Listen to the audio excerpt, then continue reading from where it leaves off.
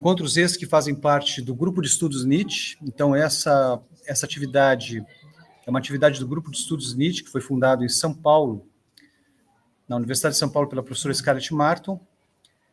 Só pelo número dos encontros você já tem uma ideia, né, de há quanto tempo a gente já está na estrada. A cada ano são 2 encontros.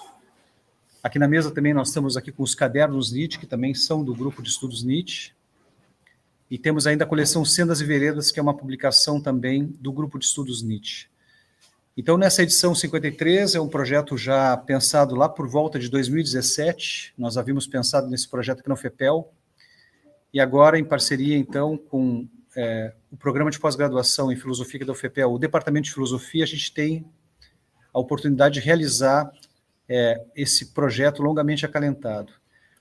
Durante os encontros, nós teremos 25 palestras, aproximadamente. Vocês viram a programação com pessoas que vieram aqui do Peru, né? Os uruguaios aí estão a caminho já. Temos também gente de todas as partes do país vão participar, né? Então vai ser realmente um evento bem instigante. Então eu agradeço a presença de vocês e vou passar aqui para a professora Vânia fazer a apresentação da professora Mônica Cragnolini. Então, professora Vânia.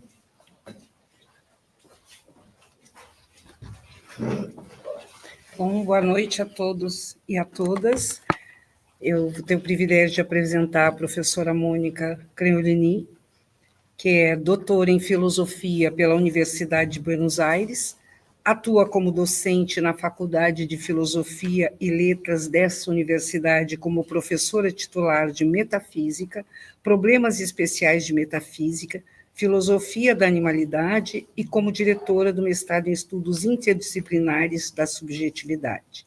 É investigadora principal do Conselho Nacional de Investigações Científicas e Técnicas, CONICET, autora de Razão Imaginativa e Identidade Ética na obra de Paul Ricoeur, Nietzsche, Caminho e Demora, Moradas Nietzschianas, O Mesmo, o Outro e o Entre, Derrida, Um Pensador do Resto, Estranhos Animais, Filosofia e Animalidade no Pensamento Contemporâneo, Viver do Sangue do Outro, A Violência Estrutural no Tratamento de Humanos e de Animais, organizou comunidades de viventes, Quem, o que, os trânsitos do pensar atual face à comunidade dos viventes, estranhos modos de vida, presença nietzschiana no debate em torno da biopolítica, entre Nietzsche e Derrida, vida, morte, sobrevida,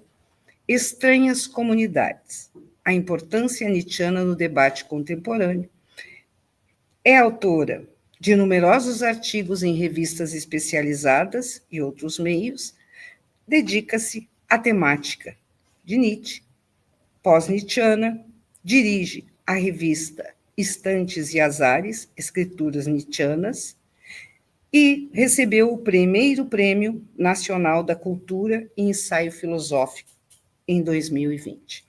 Então, eu passo a palavra à professora Mônica, que abrirá o 53º Encontros Nietzsche-Mercosul com a sua conferência.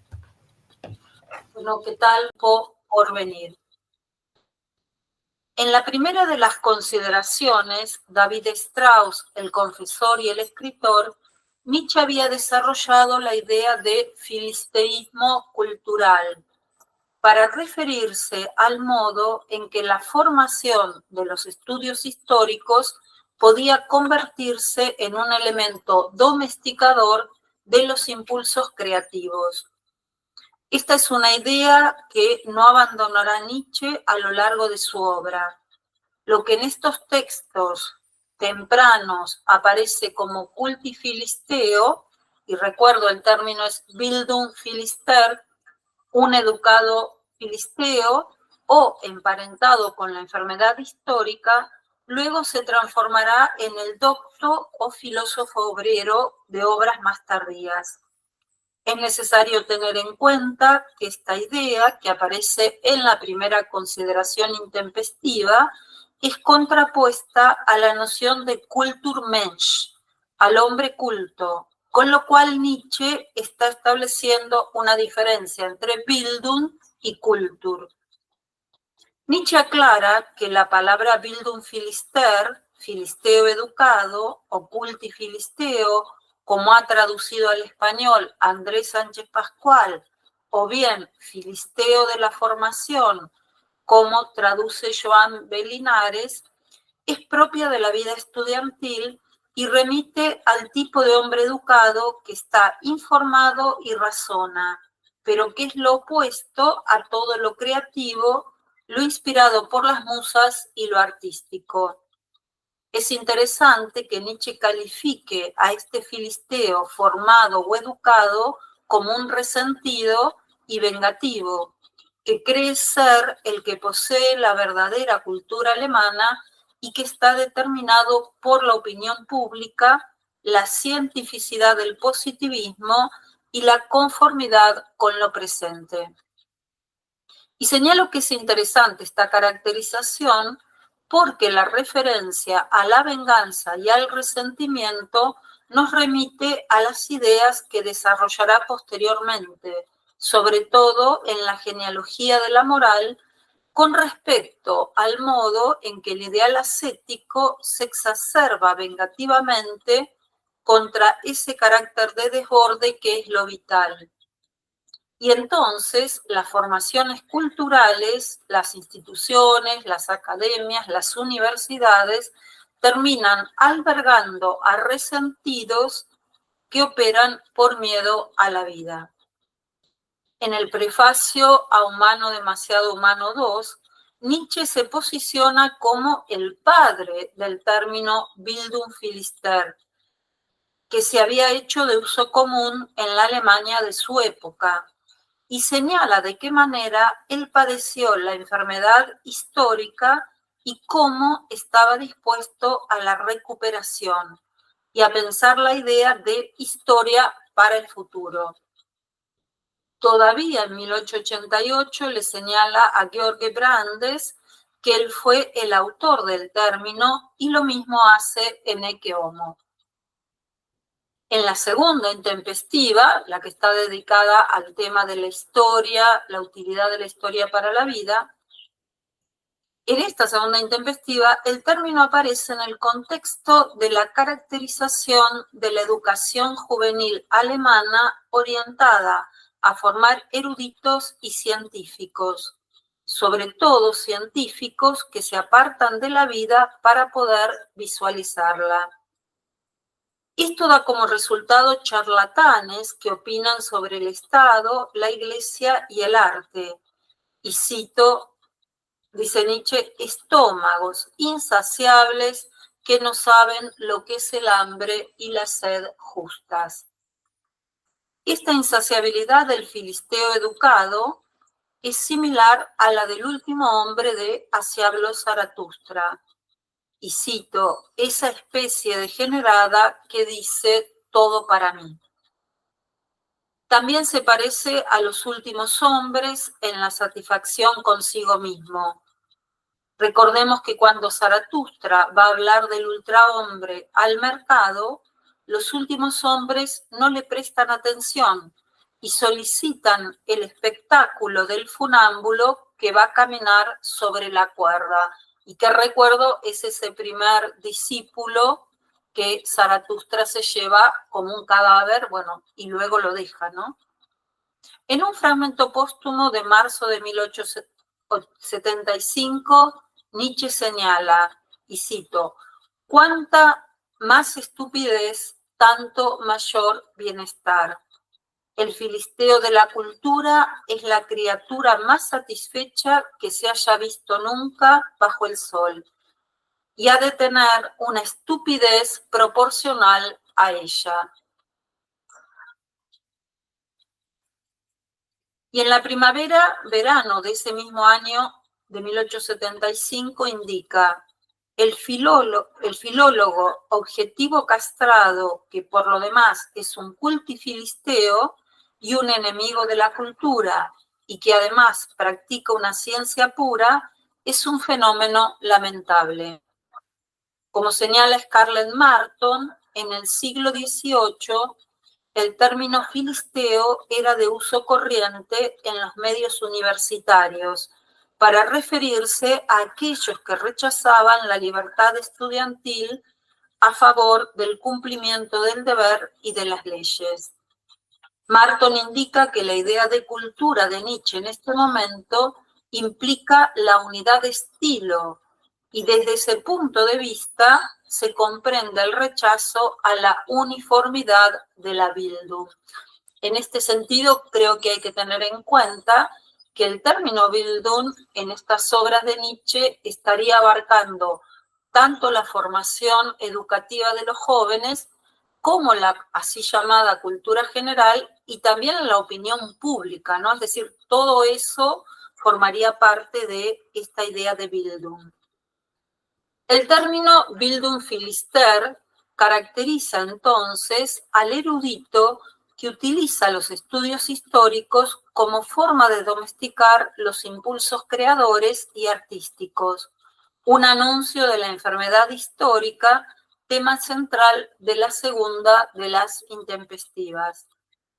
Esta segunda consideración intempestiva se vincula con el contexto académico nietzscheano. La publicación del nacimiento de la tragedia, con la posterior polémica con Wilamowitz-Mellendorf, decretó la muerte académica para Nietzsche, ya que sus colegas consideraron que sus interpretaciones de la tragedia griega no respetaban las reglas y métodos de la filología clásica. Por ello, la segunda intempestiva critica a todas aquellas disciplinas que se vinculan y sujetan a un pasado fosilizado, lo que les impide la creación. Como señala Denis Tuar, cuando Nietzsche critica la filología, se refiere a ella como encarnación pedagógica de la Bildung en el programa del neohumanismo humboldtiano. La caracterización que Nietzsche plantea de la historia de su época, como ciencia y como cultura, está asignada por el diagnóstico de enfermedad histórica, diagnóstico posible a partir de la contraposición historia-vida.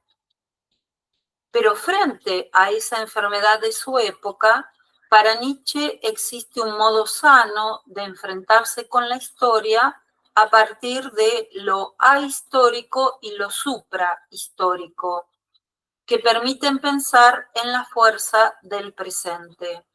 La formación educativa histórica de la época obliga a los jóvenes a un trabajo memorioso y monumentalista, que no tiene en cuenta la necesidad del olvido para la vida. ¿Cómo vincularse entonces con el pasado de una forma que no enferme? Nietzsche responde a esto desde el grado de fuerza plástica, el término es plastische Kraft, tanto del hombre como de un pueblo. Esta fuerza plástica es la que puede transformar el pasado, regenerar formas destruidas y cicatrizar las heridas de un pasado demasiado agobiante. La salud de lo viviente no es posible para quien no puede trazar horizontes o no puede reconocer lo extraño. Estas dos caracterizaciones de la falta de salud son pensables a partir del erudito enfermo de pasado histórico, encerrado en su conocimiento e incapaz de crear algo con ello, ya que no logra trazar horizontes en la medida en que no puede olvidar, ya que la ciencia histórica se lo impide. Los tres modos de historia que caracterizan esta obra, monumentalista, o sea, esa historia que recuerda grandes eventos, de anticuario, que es esa historia que recoge todo, y crítica, que es la que él plantea a partir de la fuerza del presente, le permiten a Nietzsche realizar un diagnóstico de su época y de la educación alemana desde la idea de enfermedad histórica. Esta enfermedad genera la búsqueda sin necesidad para la vida de montones de conocimientos que inflacionan el mundo interior de la espiritualidad y que no se derivan en acción alguna. El historicismo y la sobresaturación histórica son enemigos de la vida. Por eso Nietzsche va a distinguir en la ciencia histórica al erudito acarreador de datos que cree ser justo y objetivo con el pasado porque nada diferencia al no tener horizontes y entonces recopila todo, del gran historiador que es el hombre experimentado que puede juzgar el pasado mirando hacia el futuro. Frente al memento mori, que es la formación histórica, la fuerza del presente es una especie de memento vivere, que desde las posibilidades brindadas por lo ahistórico y lo suprahistórico puede, desde la fuerza plástica, considerar el valor de la historia para la vida. Y una vez señalado esto sobre las dos intempestivas, yo me voy a referir al análisis que hace Nietzsche de la cuestión de la cultura en ese capítulo de Así habló Zaratustra, que es del país de la cultura. Y quería, antes de seguir con el texto, señalar por qué razón me parece tan importante lo que Nietzsche plantea en Así habló Zaratustra para estas temáticas, ¿no? Recordemos que en el Ecce Homo Nietzsche señalaba que algún día existirían instituciones en las que se viva y se piense como él había enseñado, y señalaba hasta existirán cátedras en las cuales se lea y se trabaje mi texto Así habló Zaratustra, ¿no? Y en ese sentido yo creo que todos los que somos docentes universitarios, que hemos dado en distintos seminarios Así habló Zaratustra, cada vez que damos un seminario sobre Así habló Zaratustra, y bueno, por lo menos eso es lo que a mí me pasa, encuentro que se puede hacer una nueva lectura de la obra, ¿no? Es decir, en distintos momentos de las últimas 4 décadas en las cuales soy docente de la Universidad de Buenos Aires, he dado seminarios sobre el Zaratustra y me ha pasado que en cada momento diferente leo cosas diferentes en Así habló Zaratustra, ¿no? Desde ese punto de vista me parece que Así habló Zaratustra es, como decía Nietzsche, su obra más afirmativa, la obra que es el verdadero vestíbulo de su filosofía o el prefacio de su filosofía, la obra en la cual, como él dice, es una obra, un libro extraño y señala que a lo mejor algunos podrán entender solamente 6 frases de lo que en ese libro se dice, y yo creo que esta es la obra que él pensó para lo que vendría después de los 2 próximos siglos de nihilismo que él anunciaba, ¿no? Y entonces yo creo que estamos en ese segundo siglo del nihilismo, en el cual la Tierra está cada vez más desertificada, en el cual estamos asistiendo a los modos en que el cambio climático está transformando la Tierra en virtud de los modos en que hemos tratado al planeta, a partir de la industrialización, a partir de la deforestación, a partir de todo lo que tiene que ver con la ganadería intensiva, y por eso creo que Zaratustra, Así habló Zaratustra, es una obra que en el siglo XXI tiene que ser leída pensando en lo que nos acontece y pensando también en nuestro futuro dentro del planeta, ¿no? En ese sentido, por lo menos a mí me pasa siempre que dicto un seminario sobre el Zaratustra, siempre siento, y creo que a los estudiantes también les pasa, que Así habló Zaratustra es una obra que exige decisiones. O sea, es una obra que exige decisiones, como esa decisión que tiene que tomar el pastor al cual se le atraganta en su garganta una serpiente negra y Zaratustra y los discípulos intentan sacarla hasta que se dan cuenta de señalarle, de decirle a él, muerde, ¿no? Entonces yo creo que esto es lo que nos provoca Si hablo Zaratustra. Es una obra que nos exige una decisión en cada momento y esas decisiones creo que tienen que ver, a nosotros que nos dedicamos a la filosofía, con pensar nuestro presente, ¿no? Por eso creo que es una obra para este siglo XXI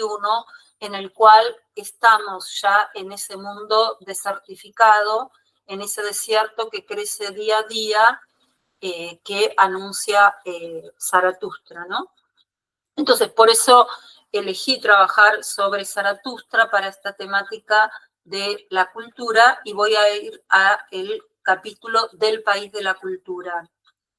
Con estos elementos de las consideraciones intempestivas, podemos pensar algunas cuestiones del capítulo von Lande der Bildung, del país de la cultura, así se ha traducido al español, de Así habló Zaratustra. Ya es un problema traducir Bildung por cultura, ya que el término alude a varias cuestiones, muchas de ellas vinculadas con el proceso formativo del estudiante, como señalé anteriormente en las dos consideraciones intempestivas. En italiano, Massimo Montinari ha traducido el término Bildung por istruzione.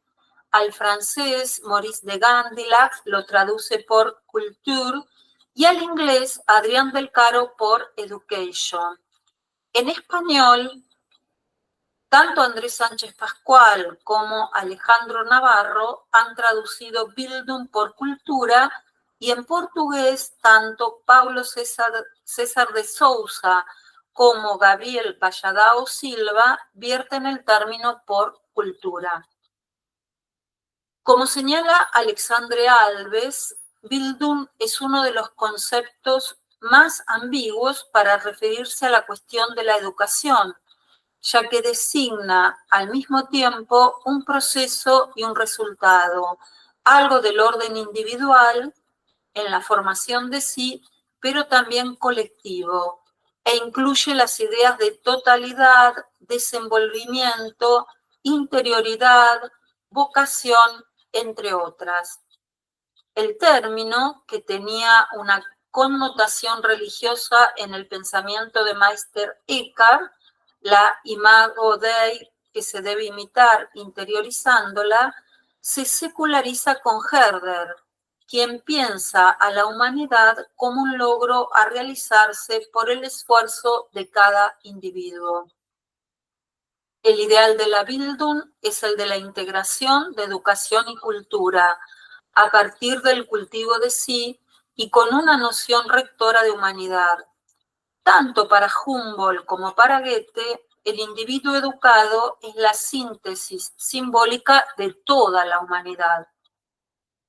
Ya en la Alemania del siglo XIX, la idea de Bildung se institucionaliza en la educación y pasa a ser sinónimo de cultura general y marca distintiva de la burguesía culta.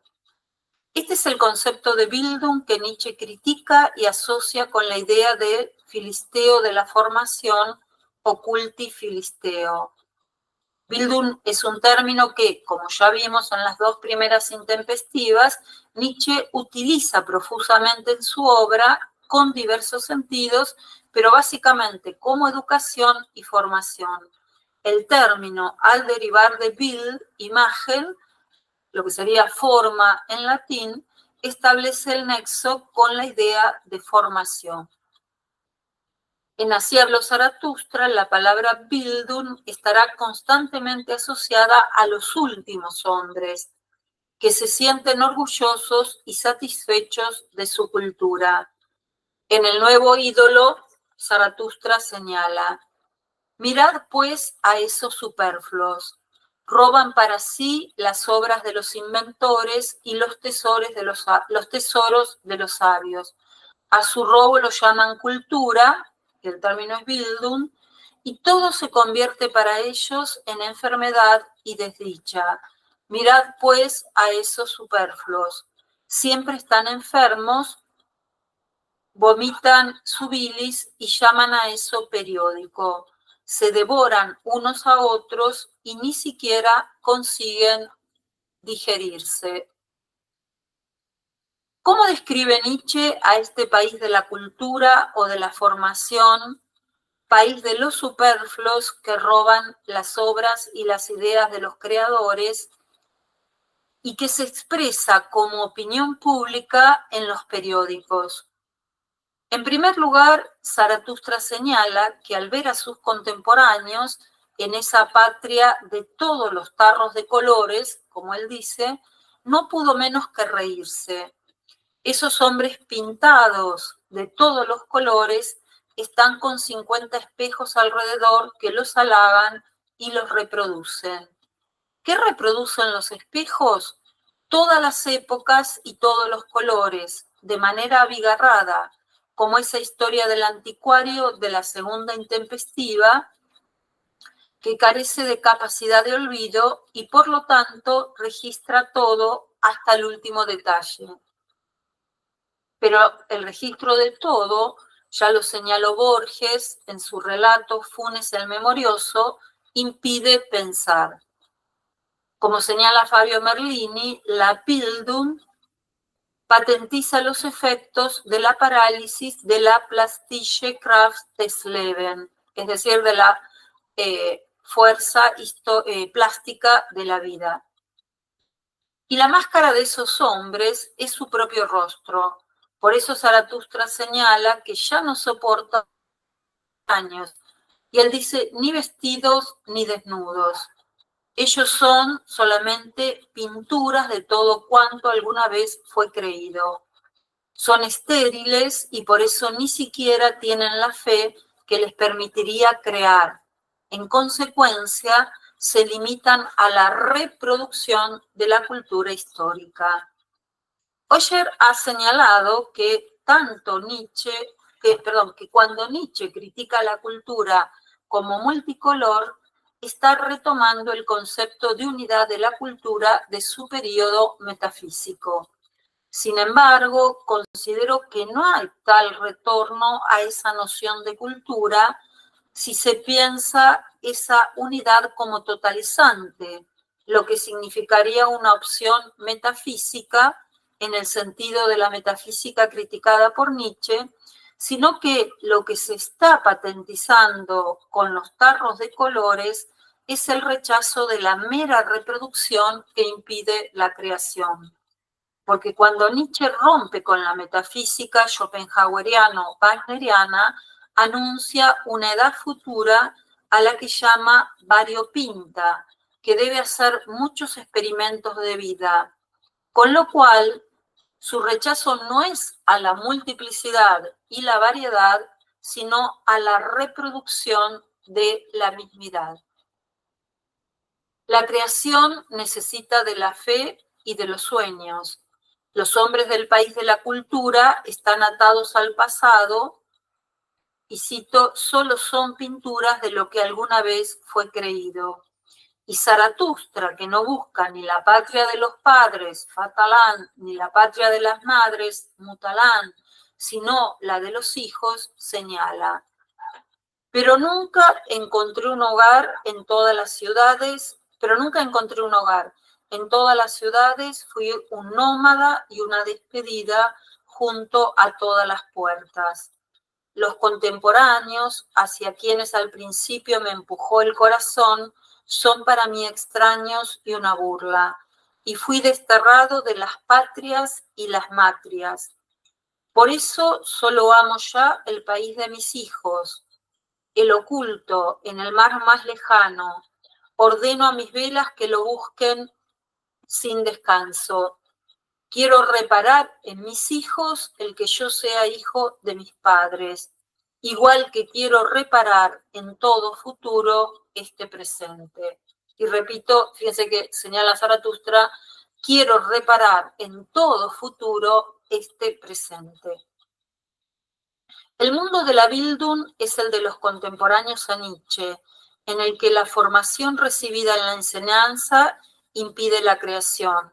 Por eso Zaratustra quiere reparar su presente en un futuro que sea creativo, ese país de sus hijos. Esa reparación, en la segunda consideración intempestiva, la realizaba la fuerza plástica, que podía enfrentar al pasado en un modo diferente a la mera reproducción que hacía el anticuario. La crítica de Nietzsche al país de la Bildung es la crítica del intempestivo, del que ya se siente póstumo entre sus contemporáneos en un mundo que valoriza la mera reproducción frente a la posibilidad de la creación. Y los contemporáneos de Zaratustra son los últimos hombres, esos mismos que en el mercado, cuando reciben el anuncio del ultrahombre, del Übermensch, orgullosos de su cultura Bildung, consideran que la felicidad consiste en el tipo de vida que llevan, en el cual, como ellos dicen, todo el mundo quiere lo mismo, todo el mundo es lo mismo, quien siente de manera distinta se va voluntariamente al manicomio.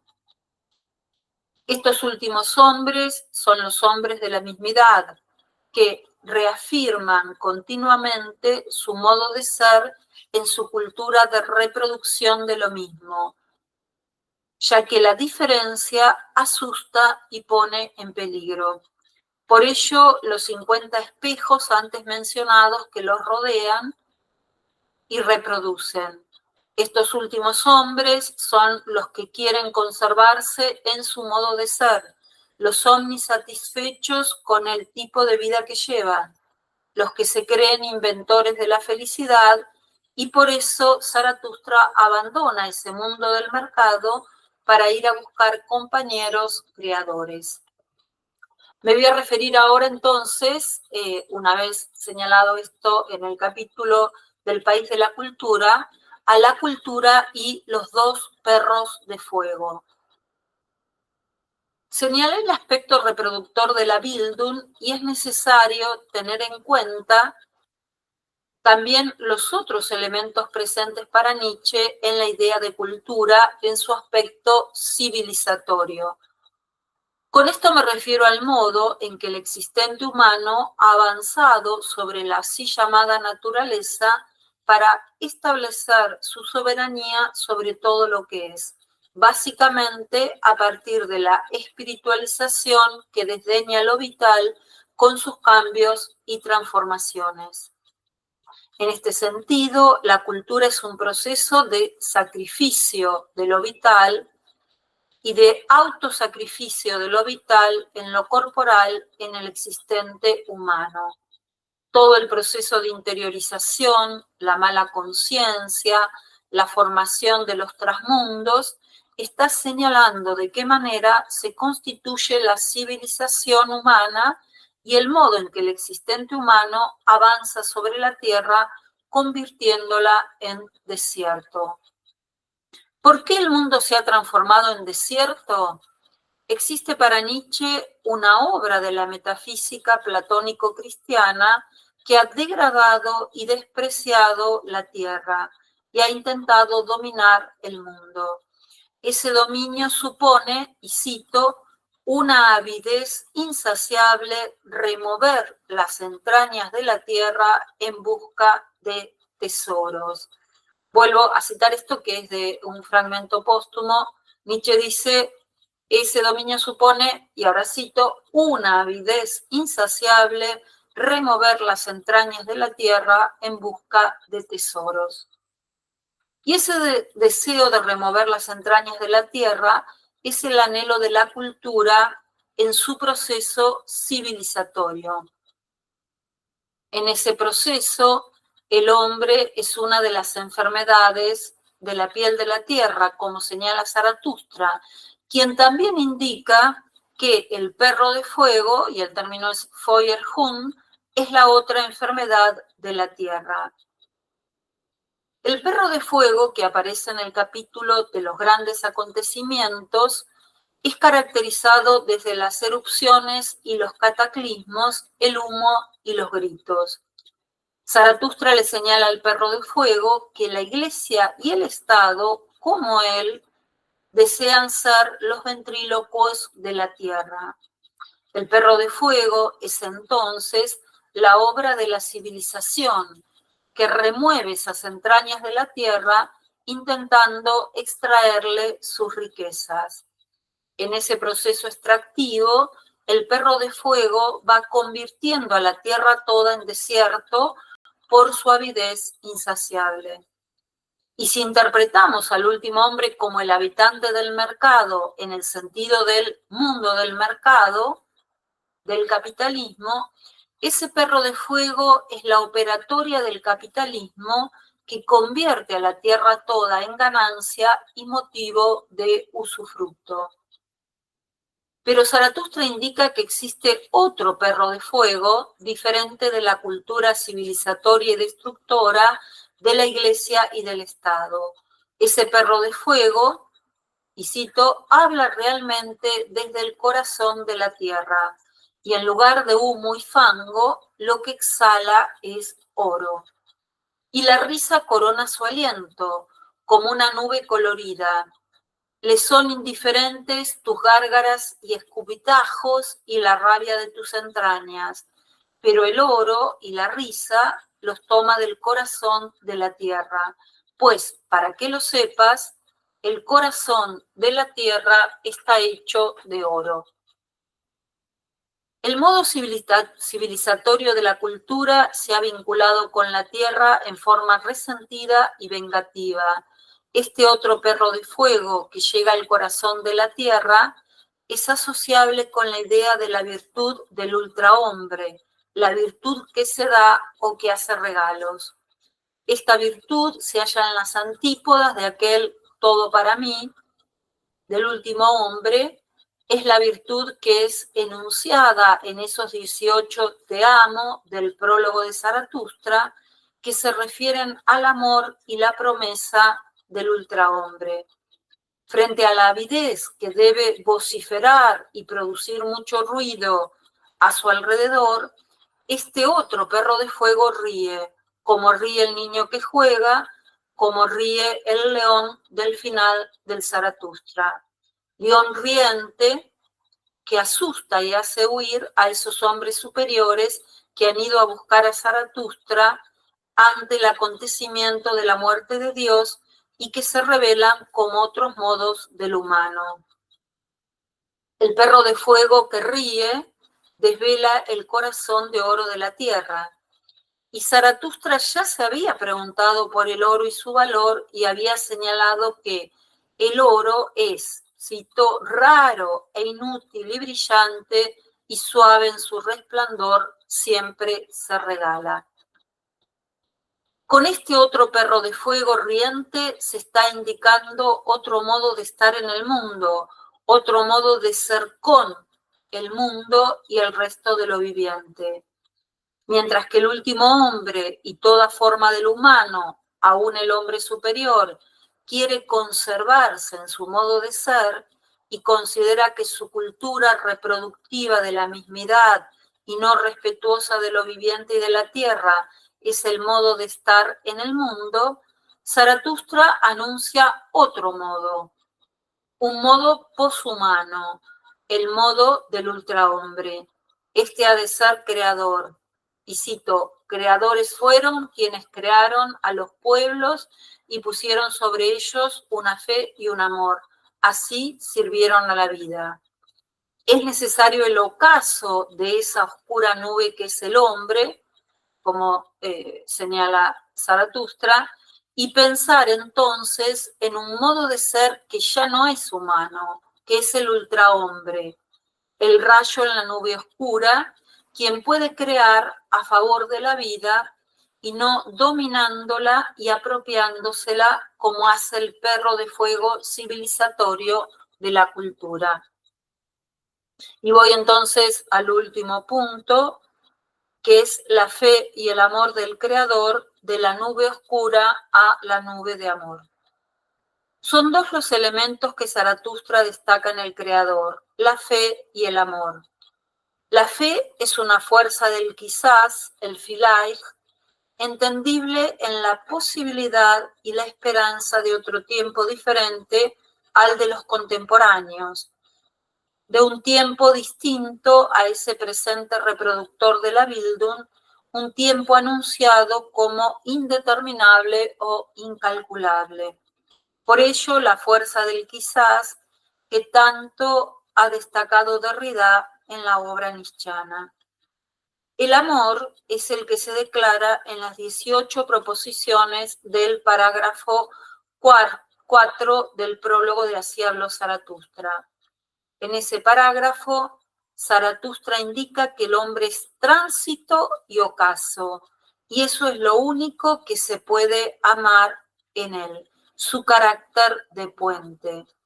Es decir, lo que se puede amar en el hombre es que puede dar lugar a otra forma diferente de estar en el mundo, es decir, el ultrahombre. Por eso señala Zaratustra, y cito, amo a aquel cuya alma se despilfarra, aquel que no quiere que le den las gracias ni dar nada a cambio, pues él siempre regala y no quiere conservarse a sí mismo. La nube oscura que es el hombre es la de la conservación de la mismidad, lo que da seguridad y tranquilidad a los últimos hombres, a los filisteos de formación, a los doctos, a los cultores del ideal ascético exacerbado. Frente a esa nube oscura que es el hombre, otra nube finaliza la obra. Es la nube de amor entre Zaratustra, el león que ríe y la bandada de pájaros. Los hombres superiores, pretendidos discípulos de Zaratustra, huyen ante la escena porque siguen siendo humanos, demasiado humanos. Esa fe y ese amor de la creación están refiriéndose a un modo de ser que ya no es humano, sino poshumano, el ultrahombre, el sentido de la tierra. Una tierra desertificada por el perro de fuego civilizatorio necesita de la fe como promesa de otro modo de estar en el mundo. Ese modo de estar que respeta a la tierra y no la considera como objeto de su avidez extractivista. La escena de la nube de amor de Zaratustra con los animales parece ser esa promesa de otro modo diferente al humano habido hasta ahora, el último hombre, conservador de su sí mismo y reproductor de su identidad como dueño y señor de la tierra. Ese otro modo de ser del ultrahombre, esa promesa que es el sentido de la tierra, es el que ama la tierra y que forma con la comunidad de lo viviente esa nube de amor, de amistad del final de Así habló Zaratustra. Por eso, en este final de la obra, cuando Zaratustra piensa en lo acontecido en esa mañana, entre la aparición del signo y promesa del ultrahombre, es decir, el león que ríe y la bandada de pájaros, y la inmediata huida de los hombres superiores, advierte que fue tentado por el adivino a su último pecado, la compasión por el hombre superior. Porque, creyendo que los hombres superiores podían ser sus discípulos, ya que todos ellos sabían de la muerte de Dios, no tuvo en cuenta que seguían siendo humanos y que el modo de ser humano ya no admite ni conservación ni mejora posible en ese futuro del quizás. Porque ese modo del ser humano es el que, a través de su cultura y proceso civilizatorio, ha convertido a la tierra en el desierto que es. La nube oscura que es el hombre debe ser atravesada por el rayo del ultrahombre. Otro modo de ser en el mundo y otra amistad con la tierra son anunciados como promesa del quizás. Nada más. Muchas gracias.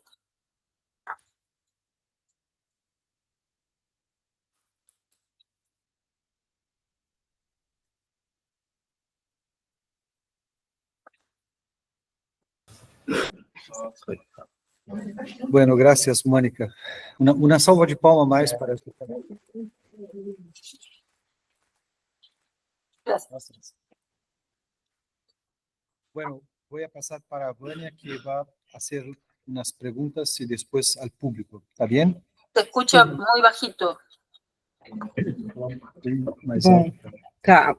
Bom, boa noite, Mônica. Primeiro, agradecer a exposição e eu gostaria de trazer duas questões, assim, uma sobre a reprodução do mesmo, vamos falar assim. Quando eu penso assim na formação, a gente pensa na atividade. Se nós pensarmos a arte, qualquer modalidade, como uma reprodução ou imitação, sempre que se busca reproduzir o mesmo, se produz o diferente. Se eu penso no músico, quer dizer, é a mesma nota e, contudo, a maneira como ele pressiona a tecla produz o diferente. Bem, aí nesse caso da formação, ela estaria, digamos assim, em termos de projeto, impedindo a reprodução, a produção do diferente num discurso que é o discurso da metafísica, ou mesmo esse discurso não impede a diferença de ser produzida, mas não faz um discurso que a contemple, já que a explica a partir do mesmo, e não da possibilidade do diferente, que efetivamente se faz na manifestação artística ou reprodutiva, enquanto condição humana, de produzir a diferença e não o mesmo. Daí a impossibilidade do discurso do mesmo, né? E uma outra questão que eu gostaria de perguntar, né, essa questão da Terra, principalmente um humano que pudesse compreender de modo diferente a Terra, e aí eu devo ser grata a uma palestra do Gelson, que ele falou do Hans Jonas, né, e que ficou claro a questão do valor da vida não poder ser avaliado como condição de possibilidade de uma outra inserção do humano no mundo. E isso é muito nietzschiano, né? Ele coloca esta dimensão num momento em que, se nós pensamos na filosofia, tanto kantiana quanto hegeliana, né, coloca o ser racional. Né? A consciência hegeliana é justamente o distanciamento da animalidade quando busca um desejo de outro desejo. Né? A consciência kantiana, quer dizer, agir com a representação da lei, então, no domínio de uma racionalidade que me distancia do mundo e dos outros animais. E quando Nietzsche coloca o valor da vida como um valor que não pode ser avaliado, ele abre a possibilidade de nós pensarmos uma outra relação dos humanos entre si e dos humanos com o mundo. Gostaria que você comentasse, por favor, e agradecer de novo. Bueno, muchas gracias, Vania, por las dos preguntas. La primera pregunta tenía que ver con la cuestión de la reproducción de lo mismo. Y es cierto que nosotros podríamos decir que, por ejemplo, para Nietzsche, el eterno retorno, que supuestamente es la reproducción de lo mismo, es siempre la reproducción de lo diferente. Pero la idea del eterno retorno es una idea que debe asumir, bueno, Zaratustra, aparece, digamos, en Así habló Zaratustra y en otras obras, es una idea que debe asumir el filósofo afirmativo, porque para Nietzsche, esto que yo señalaba en las consideraciones intempestivas, que era el hombre enfermo de la enfermedad histórica, es lo que después, en obras posteriores, va a ser el docto, el obrero filosófico. Y para Nietzsche, el obrero filosófico es un reproductor de la mismidad. Él lo caracteriza y lo describe muy bien en Más allá del bien y del mal, también en El crepúsculo de los ídolos, señalando cómo el docto está esperando que se le caiga un pensamiento a otro y lo único que quiere es reproducir ese pensamiento porque no puede crear. Entonces yo creo que habría que señalar, es cierto que, digamos, en el pensamiento nietzscheano hay una mismidad que no es mismidad, que es el eterno retorno, que a pesar que es de lo mismo, es el eterno retorno de lo diferente, pero esa es una idea, digamos, que debe asumir el filósofo artista, tal como lo plantea Nietzsche, y hay el mundo humano que para Nietzsche claramente es el mundo de la reproducción de la mismidad. Los últimos hombres que están en el mundo del mercado, todos quieren lo mismo, es decir, no hay transformación posible porque quieren repetir constantemente su propio modo de ser. Nosotros diríamos, están enamorados de su propio modo de ser.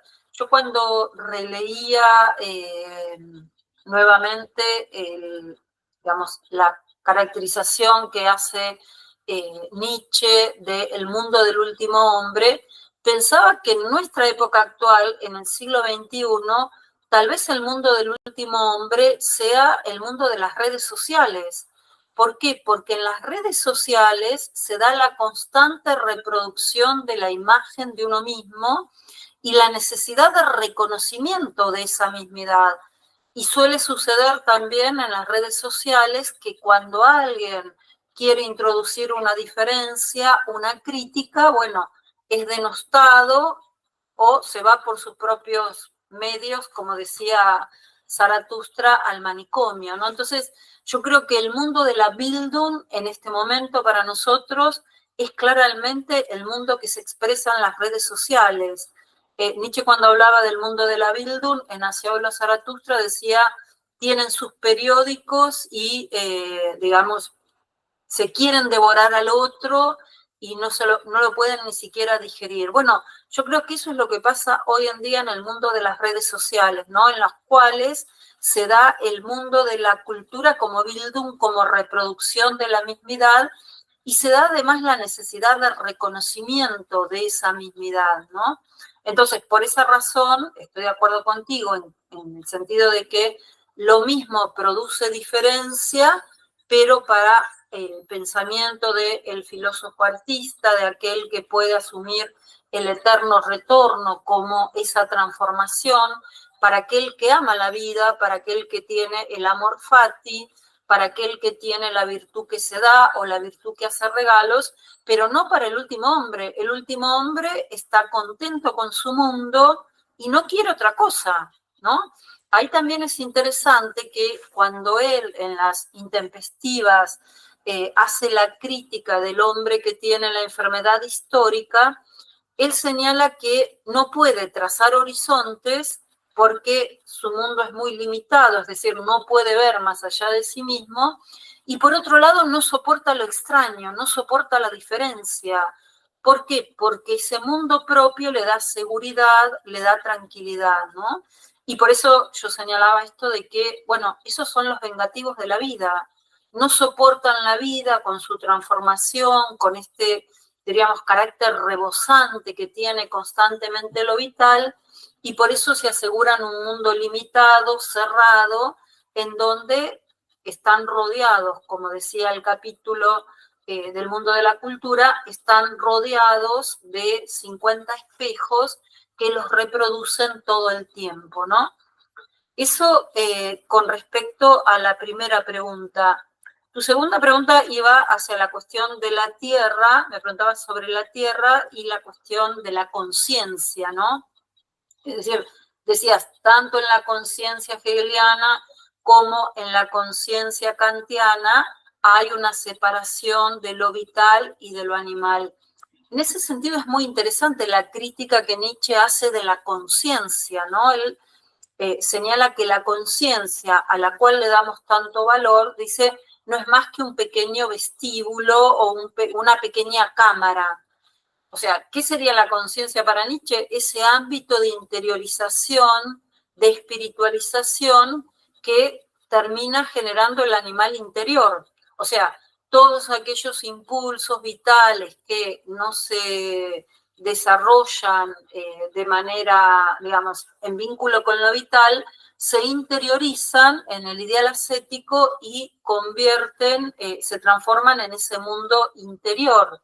Ahí Nietzsche en los póstumos tiene una caracterización muy buena de este mundo interior, porque él dice, habla de la moral como menagerie, como casa de fieras. O sea, el mundo interior del hombre tiene encerradas, diríamos, a todos los animales, a todo lo que se considera animal en lo humano, ¿no? Y por eso la conciencia es despreciadora de lo vital, o sea, la conciencia está siempre en esa actitud de reproducción y espejamiento de sí misma, y desprecia lo vital porque justamente, digamos, para la conciencia la vida que vale es la otra vida, es el trasmundo, no es esta vida, ¿no? Entonces la valorización que hace Nietzsche de lo vital implica el reconocimiento, yo digo, de la comunidad, de lo viviente que somos, ¿no? Del modo en que todos somos partes de un modo del ser con todo lo viviente, ¿no? Es decir, con los animales, con las plantas, con el planeta todo, y por eso me parece tan importante esta idea de que el ultrahombre es el sentido de la Tierra, ¿no?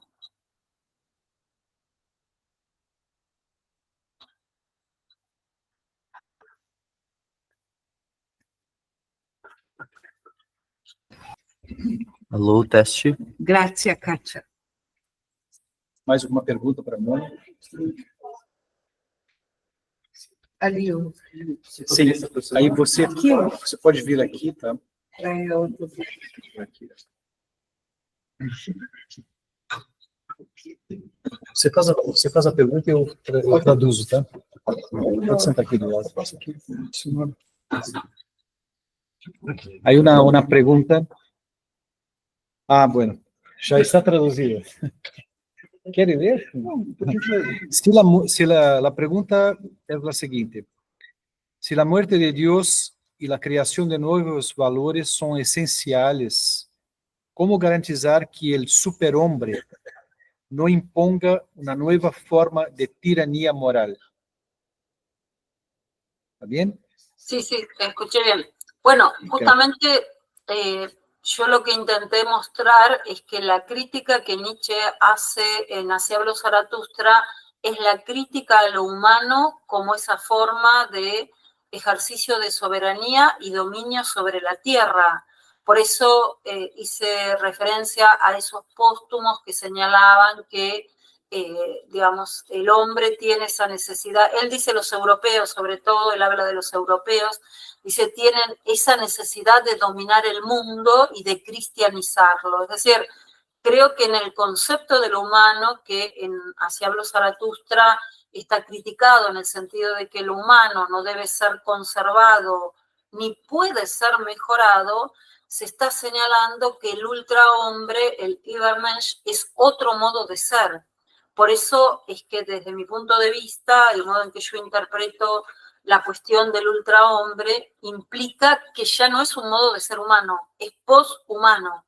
Y desde ese punto de vista, al ser poshumano, ya no se piensa en la idea de soberanía y dominio en el sentido habitual del término, soberanía y dominio que le corresponden justamente al humano que Nietzsche está criticando, ¿no? Por eso yo planteaba que el ultrahombre es una promesa de un quizás, ¿no? Es decir, es algo del orden de lo indeterminable, en la medida en que seguimos siendo humanos y seguiremos siendo humanos, calculo que durante mucho tiempo, porque justamente para dejar de ser humanos y transformarnos hacia otro modo de ser, es necesario terminar con este dominio y esta soberanía sobre la tierra. Es necesario terminar con esta avidez de, digamos, de extraerle a la tierra todas sus riquezas. Es necesario terminar con esta voluntad tecnocrática de dominar el mundo. Ustedes ahora, hoy y mañana en Brasil, en Río de Janeiro, tienen el G20, Y justamente uno de los temas que se plantea el G20 es la cuestión ambiental. Y la cuestión ambiental tiene que ver, digamos, todas las catástrofes climáticas que estamos viendo, las grandes inundaciones, bueno, lo que ocurrió en España con la Dana y demás, están señalando que seguimos siendo humanos, que queremos dominar la Tierra y que pensamos a la Tierra desde nuestra avidez y nuestra necesidad de dominio. Por eso pienso que el ultrahombre es otro modo de ser diferente, que ya no puede ser pensado en ese modo de ser del sujeto moderno que Nietzsche critica. Pensemos que en Más allá del bien y del mal, Nietzsche tiene 2 parágrafos que son, digamos, claves para entender la crítica al sujeto, que son el parágrafo 16 y el parágrafo 17, en donde señala que el yo pienso, tal como lo planteó Descartes, es una forma, digamos, de considerar al humano como dominador del mundo, ¿no? Y por eso esta idea de denostar la tierra, de pensar desde la espiritualización del humano que la tierra no tiene ningún valor y que por eso es posible extraerle a la tierra todas sus riquezas, ¿no? Por eso, desde mi punto de vista, el ultrahombre ya no es un modo de ser humano, es poshumano, ¿no?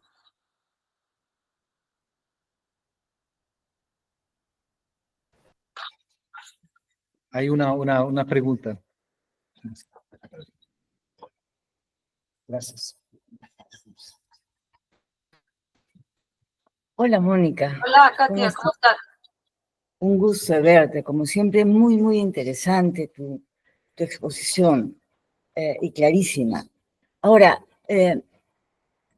hay como una cierta paradoja, me parece, en la descripción que hace Nietzsche, ¿no? Porque está claro ese proceso civilizatorio de avidez insaciable, ¿verdad?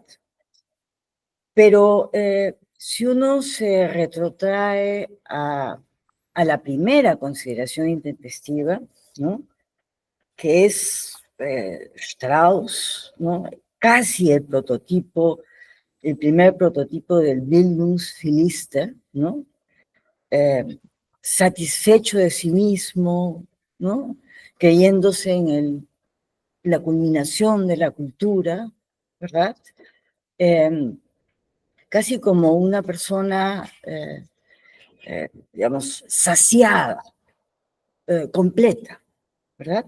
Entonces, a mí me parece que están esos 2 polos en la crítica que hace Nietzsche a la humanidad, ¿no?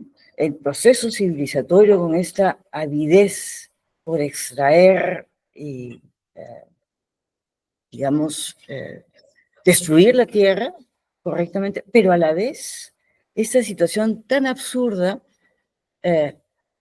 como Strauss, el confesor y el creyente, ¿no? Que está plenamente satisfecho de su concepto de cultura o de formación. No sé qué opinas. Sí, entiendo muy bien la pregunta, que sería la pregunta acerca de el satisfecho y saciado consigo mismo, cómo ese satisfecho y saciado consigo mismo quiere seguir, digamos, extrayéndole a la tierra, digamos, sus riquezas. Y creo que, digamos, desde mi punto de vista, son totalmente consistentes ambas ideas. ¿Por qué? Porque por un lado, el satisfecho con su cultura, con su Bildung, cree que eso es la mejor forma de estar en el mundo. Y entonces, ese tipo de hombre que cree que la mejor forma de estar en el mundo es la que él lleva adelante, es el que quiere dominar la tierra. Por eso, en Así habló Zaratustra, Zaratustra dice, si hay algo que desprecia a Zaratustra, es esa especie degenerada que dice todo para mí. Ese es el último hombre. Y ese que dice todo para mí, satisfecho con ese modo de ser que quiere todo, digamos, y que quiere dominar todo y que tiene esa avidez de tomar todo, es el que termina siendo insaciable. ¿Por qué? Porque nunca termina de arrancarle a la tierra todas las riquezas que tiene. Bueno, nosotros en el siglo XXI ya estamos casi en el límite en donde, bueno, sí, parece que ya no queda nada de la Tierra para arrancarle, y por eso mencioné el G20 y por eso este límite que se le ha puesto a la contaminación ambiental en el año 2050, que no sabemos qué va a pasar, ¿no? Es decir, no sabemos si vamos a lograr bajar la temperatura del planeta 1,5 grados, como sería necesario para que no se produzcan todas estas catástrofes climáticas que se están produciendo, ¿no? Entonces, para mí, el que está satisfecho con su modo de ser es el que está satisfecho con considerar que puede dominar a la Tierra y puede seguir extrayéndole sus riquezas todo el tiempo. Y digo, y compatibilizo estas dos ideas en el sentido de que el último hombre es el que está contento con su modo de ser y dice, no nos hables del ultrahombre, nos queremos a nosotros mismos, pero al mismo tiempo es el que dice todo para mí. Y entonces en ese todo para mí, su satisfacción es insaciable. O sea, va a estar continuamente necesitado de tener elementos que satisfagan esa necesidad de dominio. Por eso yo hablé del mundo del mercado y yo creo que, digamos, Zaratustra, cuando se refiere al último hombre como hombre del mercado, se está refiriendo también, o lo podríamos interpretar ahora en el siglo XXI, al mundo del mercado del capitalismo, porque justamente el capitalismo nos ha creado como estos consumidores satisfechos con nuestro modo de ser, pero que siempre queremos más. O sea, digamos, la astucia del capitalismo es hacernos querer en todo momento algo más. O sea, logramos una satisfacción y vuelve nuevamente la necesidad de una nueva satisfacción. Esa es la astucia del capitalismo que, bueno, creo que en la idea del último hombre como hombre del mercado también hay que pensarla, ¿no? Muchas gracias. ¿No? Gracias a ti por la pregunta. Por favor. Bueno, Mónica, gracias por tu participación desde Argentina. Nosotros vamos a quedarnos por acá. Entonces, bueno, agradezco otra vez tu paciencia porque empezamos hoy, está un poco, vamos mañana a entrar en el ritmo, ¿no? Pues que gracias y después podemos hablar un poco más por correo electrónico y ahí, ¿no? Ok. ¿Está bien? Bueno, muchísimas gracias a ustedes nuevamente por la invitación y nuevamente mis felicitaciones por esta perseverancia de seguir siempre con estos encuentros, ¿no? Y planteando temas tan interesantes en cada uno de los encuentros, dándonos la posibilidad de pensar nuestro presente, ¿no? Sí, a mí me gustó mucho tu conferencia. Gracias, Mónica, una buena noche. Gracias a ustedes, buenas noches.